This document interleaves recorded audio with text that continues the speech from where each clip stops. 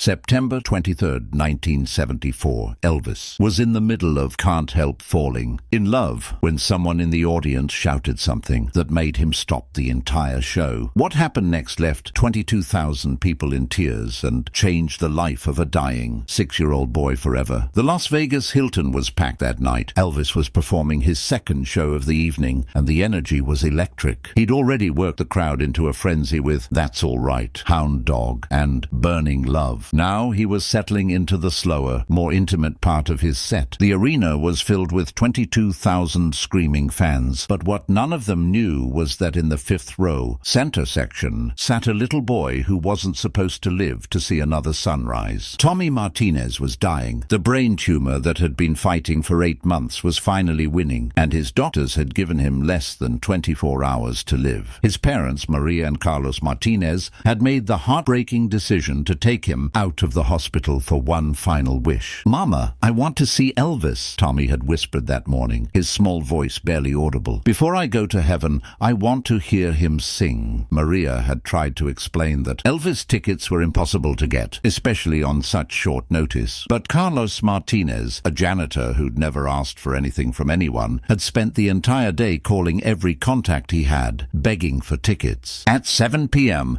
just 1 hour before the show, a friend of a friend who worked at the hotel had found 3 seats. They weren't great seats, 5th row, but off to the side, but they were inside the building where Elvis would be performing. Tommy was so weak that Carlos had to carry him from the car to their seats. The little boy was wearing his favorite Elvis t-shirt, 3 sizes too big, and a baseball cap to cover the hair he'd lost during chemotherapy. For the first hour of the concert, Tommy was in heaven. Despite his pain and exhaustion, he was singing along to every song, his small voice lost in the roar of the crowd, but his joy visible to anyone who looked at him. Maria kept checking his pulse, worried that the excitement might be too much for his weakened heart. But Tommy was more alive than he'd been in months. "This is the best day ever, Mama," he whispered during a brief break between songs. Maria wiped away tears, knowing this would probably be Tommy's last good day. When Elvis began the opening chords of Can't Help Falling in Love, Tommy's eyes lit up with pure joy. This was his favorite Elvis song, the one Maria sang to him every night before bed, the one that seemed to ease his pain when nothing else would. Elvis was about halfway through the song, singing directly to the crowd, with that intimate, conversational style that made everyone feel like he was singing just for them. Wise men say only fools rush in. That's when it happened. From somewhere in the 5th row, a woman's voice cut through the music and the crowd noise. It was Maria Martinez, and she was shouting with the desperation of a mother who had nothing left to lose. "Elvis, please. My son is dying. He loves you so much." Elvis stopped singing mid-sentence. He looked confused for a moment, trying to locate where the voice had come from. The band, unsure what was happening, gradually stopped playing. The entire arena began to quiet down as people realized something unusual was happening. Maria shouted again, now standing and holding Tommy in her arms. "Please, he's only got hours left. He just wanted to hear you sing." The arena went dead silent. 22,000 people all turned to look at the woman holding a small, obviously sick child in the 5th row. Elvis put down his microphone and walked to the edge of the stage, squinting into the audience lights to see what was happening. "Ma'am," Elvis said, his voice now carrying clearly through the arena's sound system. "What did you say?" Tears streaming down her face, Maria lifted Tommy higher so Elvis could see him. "This is my son, Tommy," she called out, her voice breaking. "He's 6 years old and he's dying. The doctors say he has maybe hours left. All he wanted was to see you perform. He loves you so much." The arena was so quiet you could hear people breathing. Elvis stood at the edge of the stage looking down at this tiny boy in an Elvis t-shirt who was clearly very sick. "What's your name, son?" Elvis called out. Tommy, despite his weakness, managed to speak loud enough for the microphone to pick up. "Tommy Martinez. I love you, Elvis." Those 5 words, "I love you, Elvis," spoken by a dying 6-year-old, hit Elvis like a physical blow. What Elvis did next had never been done before in the history of rock and roll concerts. He turned to his band and said, "Boys, we're taking a break." Then he addressed the audience. "Ladies and gentlemen, I need you to be patient with me for a few minutes. There's something more important than this show happening right now." Elvis walked off stage, leaving 22,000 people in stunned silence. "Wait a minute, there's something you can't miss here." The decision Elvis was about to make would change stage history forever. Backstage, Elvis was moving with a purpose that surprised everyone in his crew. "Joe," he said to Joe Esposito, his road manager. "I need you to get that family backstage now." "Elvis, we can't stop the show for—" Joe started. Elvis interrupted, his voice firm but emotional. "That little boy is dying. He came here to see me, and I'm damn sure going to make sure he gets more than just a glimpse from the fifth row." Within minutes, security was escorting the Martinez family backstage. Tommy was barely conscious, but he was awake enough to realize something incredible was happening. In Elvis's dressing room, something beautiful and heartbreaking occurred.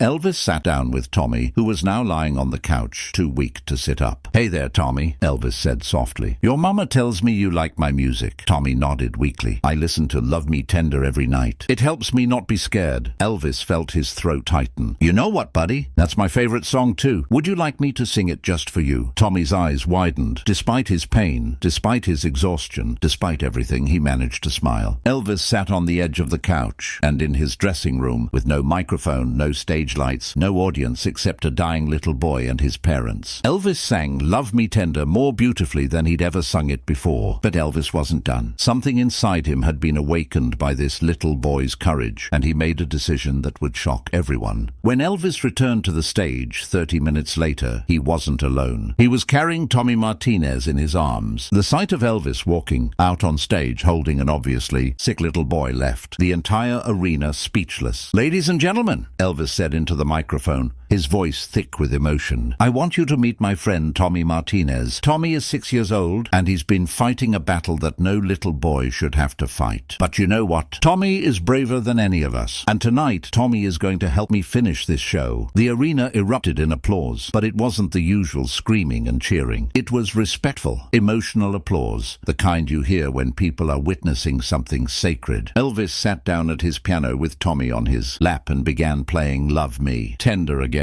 But this time, something magical happened. Tommy, despite his weakness, began singing along. His small, fragile voice blended with Elvis's powerful vocals in a way that was both beautiful and heartbreaking. Love me tender, love me sweet, never let me go. As they sang together, something incredible happened in that arena. 22,000 people began singing along, but quietly, respectfully, turning the song into a gentle lullaby for a dying little boy. There wasn't a dry eye in the house. Tough guys who came to see rock and roll were crying. Teenagers were sobbing. Parents were holding their own children tighter. When the song ended, Elvis held Tommy close and whispered something in his ear that only the boy could hear. Tommy smiled, the first real smile his parents had seen in weeks. "Tommy," Elvis said into the microphone, "you've made this the most special show of my entire career. Thank you for being here with me tonight." As Elvis prepared to carry Tommy back to his parents, the little boy did something that surprised everyone. He took off the baseball cap he'd been wearing to cover his bald head from chemotherapy, and he placed it on Elvis's head. "For you," Tommy whispered, "so you remember me." Elvis broke down crying right there on stage in front of 22,000 people. He finished the concert wearing Tommy's baseball cap, and every song he sang seemed to be dedicated to the little boy who was now back in his mother's arms in the front row. After the show, Elvis spent another 2 hours with the Martinez family in his dressing room. He signed photographs, gave Tommy one of his scarves, and promised to visit him in the hospital the next day. But here's the incredible part of this story, the part that nobody saw coming. Tommy Martinez didn't die that night, or the next day, or the next week. Something about that night, whether it was the excitement, the love he felt from 22,000 strangers, or just the power of having his dream come true, seemed to give Tommy a burst of strength that his doctors couldn't explain. Tommy lived for another 9 months after that concert. 9 months that the doctors said were impossible. 9 months filled with quality time with his family, more Elvis concerts, and most importantly, 9 months without fear. After that night, Maria Martinez said years later, Tommy wasn't afraid of dying anymore. He knew he was loved, not just by us, but by Elvis and by all those people who sang with him that night. It gave him peace. When Tommy finally passed away in June 1975, he was wearing the Elvis scarf that the King had given him that magical September night. The experience with Tommy Martinez changed Elvis profoundly. From that night forward, Elvis made it a point to connect with sick children at his concerts. Not always as dramatically as he did with Tommy, but he started paying attention to the audience in a different way. Elvis was never the same after meeting Tommy, said Charlie Hodge, Elvis's longtime friend and guitarist. He started seeing his concerts not just as entertainment, but as opportunities to touch people's lives. That little boy reminded Elvis why he was really there. Elvis kept Tommy's baseball cap for the rest of his life. It was found in his bedroom at Graceland after he died, along with dozens of letters from Tommy's family and photos from that incredible night. The concert where Elvis stopped the show for Tommy Martinez became legendary among Elvis fans. Bootleg recordings of that night are some of the most treasured Elvis recordings in existence, not because of the music, but because of the humanity they captured. In 1980, the Tommy Martinez Foundation was established by Maria and Carlos Martinez to grant final wishes to terminally ill children. The foundation's motto, taken from what Elvis said that night, is "There's something more important than the show." To date, the foundation has granted over 15,000 wishes to sick children, many of them involving meetings with their favorite performers. The story of Elvis and Tommy Martinez reminds us that sometimes the most important moments in life happen when we stop what we're doing and pay attention to what really matters. Elvis could have ignored Maria's desperate plea. He could have finished his song, completed his show, and gone home. After all, he had 22,000 other fans to consider. Instead, he chose compassion over convention. He chose a moment of human connection over professional obligation. He chose to be Elvis the man instead of Elvis the performer. And in doing so, he gave a dying little boy 9 more months of life. 22,000 people a memory they'd never forget. And all of us a reminder that fame and success mean nothing if we don't use them to help others. Today, there's a small plaque backstage at the MGM Grand in Las Vegas, which replaced the Las Vegas Hilton, that reads, "In memory of Tommy Martinez and all the children who remind us what really matters. September 23rd, 1974. Every performer who plays that venue sees that plaque, and many of them ask about the story behind it. When they hear about Elvis and Tommy, something changes in how they approach their own performances, because the story of that September night reminds us all that we never know who's in our audience. We never know who needs a moment of magic, a touch of hope, or just the knowledge that someone cares. But the story doesn't end there. What happened in the months following that concert would prove even more remarkable than the night itself. 3 days after the Las Vegas show, Elvis kept his promise. He arrived at Children's Hospital of Nevada in a white Cadillac, carrying a guitar case and wearing sunglasses to avoid recognition. But word had already spread through the hospital about the little boy who had sung with Elvis on stage. When the door at the end of the corridor opened, Maria's knees buckled when she saw who was waiting behind Elvis. When Elvis walked through those hospital doors, nurses, doctors, and patients lined the hallways just to catch a glimpse of him. Tommy was in the pediatric intensive care unit, connected to machines that were keeping him alive. The doctors had been amazed that he was still breathing after his night at the concert, but they warned Maria and Carlos not to get their hopes up. Sometimes patients get a temporary boost of energy before the end. Dr. Richardson had explained gently, "Don't mistake this for recovery." But when Elvis walked into Tommy's hospital room, something extraordinary happened. Tommy, who had been barely conscious for days, suddenly opened his eyes wide and sat up in bed. "Elvis," he whispered, his voice stronger than it had been since before the concert. "You came back." Elvis sat on the edge of Tommy's hospital bed and pulled out his guitar. "I told you I would, buddy, and I brought some friends with me." Behind Elvis walked in 3 other people: Priscilla Presley, Lisa Marie, who was only 6 years old herself, and Colonel Parker, Elvis's manager, who normally never made hospital visits. "Tommy," Elvis said softly, "I want you to meet my little girl, Lisa Marie. She's the same age as you, and when I told her about how brave you were on stage, she insisted on coming to meet you." Lisa Marie, shy but curious, walked over to Tommy's bedside. "Hi," she said quietly. "Daddy says you're the bravest boy he's ever met." Tommy's eyes filled with tears of joy. "You really think I'm brave?" Lisa Marie nodded seriously.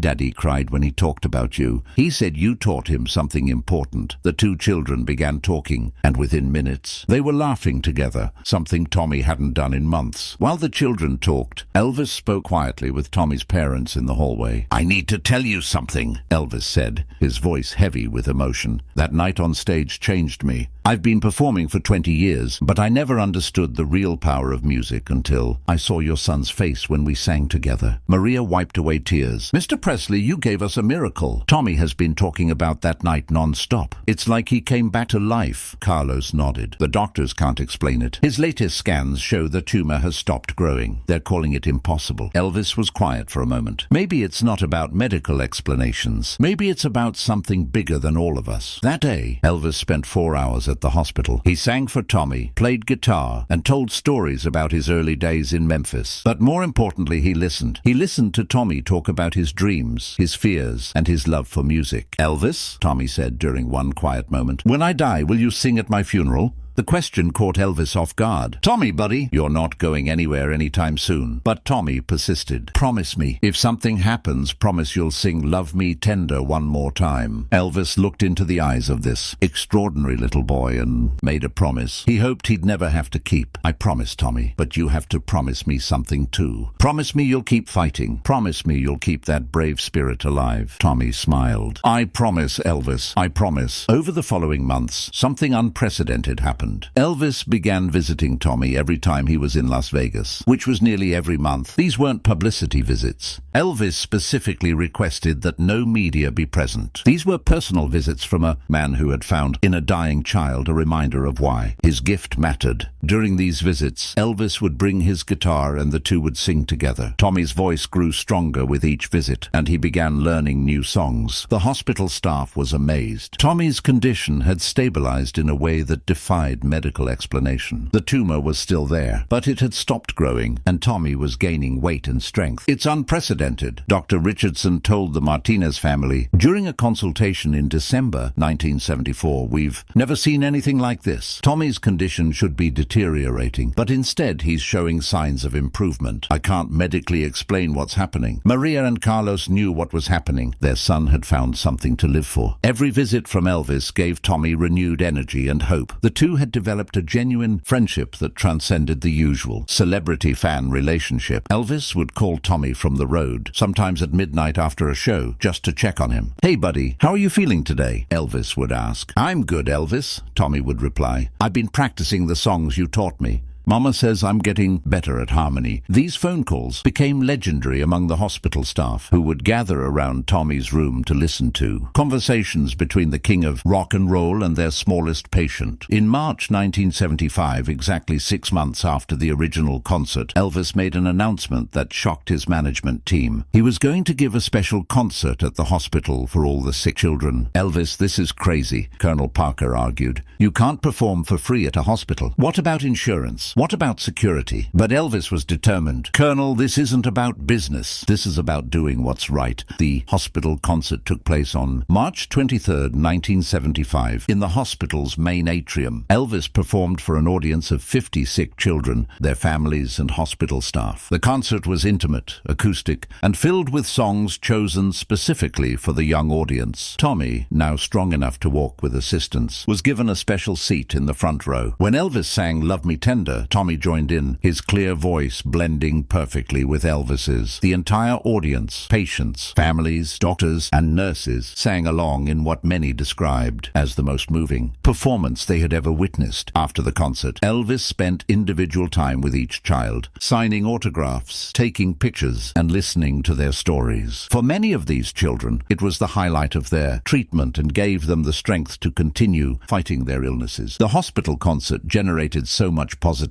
response that Elvis decided to make it an annual event. The Tommy Martinez Children's Concert became a tradition that Elvis continued for the next 2 years until his death in 1977. But perhaps the most remarkable part of Tommy's story came in June 1975, exactly 9 months after that first concert. You haven't seen the biggest surprise yet. The doctor's single sentence froze the entire room. Tommy's latest scans showed something that shocked the entire medical team. The tumor was gone, completely completely gone. Dr. Richardson called it a medical miracle. In 30 years of practicing medicine, Dr. Richardson told the press, "I've never seen anything like this." Tommy Martinez has experienced what we can only call spontaneous remission. The tumor that was supposed to kill him has completely disappeared. When Elvis heard the news, he was performing in Lake Tahoe. He stopped his show mid-song to share the news with his audience. "Ladies and gentlemen, I want to tell you about a miracle. 9 months ago, I met a little boy named Tommy Martinez who was supposed to die. Tonight, I just learned that Tommy is completely cancer-free. This is what the power of love and music can do." The audience gave the longest standing ovation of Elvis's career, not for him, but for a little boy they'd never met who had touched their hearts through Elvis's story. Tommy Martinez grew up to become a music therapist, dedicating his life to using music to help sick children. He credited Elvis not just with saving his life, but with showing him his life's purpose. "Elvis taught me that music isn't just entertainment," Tommy said years later. "It's medicine, it's hope, it's love made audible." In 1997, 20 years after Elvis's death, Tommy Martinez spoke at the dedication of the Elvis Presley Children's Music Therapy wing at Children's Hospital of Nevada. Now a grown man with children of his own, Tommy stood before a crowd of hundreds and shared the story of how the king of rock and roll had saved his life. "Elvis Presley could have finished his song that night," Tommy said, his voice strong and clear. "He could have ignored my mother's desperate plea, but he chose love over performance, compassion over convenience. He taught me that we all have the power to stop our own shows when someone needs us." Tommy kept his promise to Elvis too. When Elvis died in August 1977, Tommy, now a healthy 9-year-old, sang "Love Me Tender" at a memorial service in Las Vegas. It was the same song they had sung together on that magical night in September 1974, but this time Tommy was singing it for Elvis. Today, the Tommy Martinez Foundation has expanded beyond its original mission. Working in partnership with hospitals across the country, they provide not just final wishes for terminally ill children, but ongoing music therapy programs that have helped thousands of children in their healing journeys. The foundation's headquarters in Las Vegas displays a framed photograph from that night in 1974. Elvis on stage holding a small boy in a baseball cap, both of them singing into the same microphone. Below the photo is a plaque that reads, "Sometimes the show must stop because life needs to begin." Elvis stopped his show for Tommy Martinez. But really, Tommy Martinez saved Elvis's show by reminding him, and all of us, what performing is really about. It's not about the lights, the screaming, or the applause. It's about the connection between human beings. It's about using whatever gifts we have to make someone else's life a little brighter. And sometimes, if we're very lucky, it's about giving a dying little boy the strength to live 9 more months by showing him that he is loved by 22,000 strangers and the king of rock and roll. Sometimes it's about witnessing a miracle that proves love and music can overcome even death itself. That night, Elvis reminded the world that sometimes the show must stop because life needs to begin. If this story touched you, imagine how many more moments like this are hidden in Elvis's legacy. Subscribe to Elvis Presley Legacy Stories so you don't miss the next untold chapter of the King's life. And if you believe these stories deserve to live forever, share this video because keeping the legacy alive starts with us.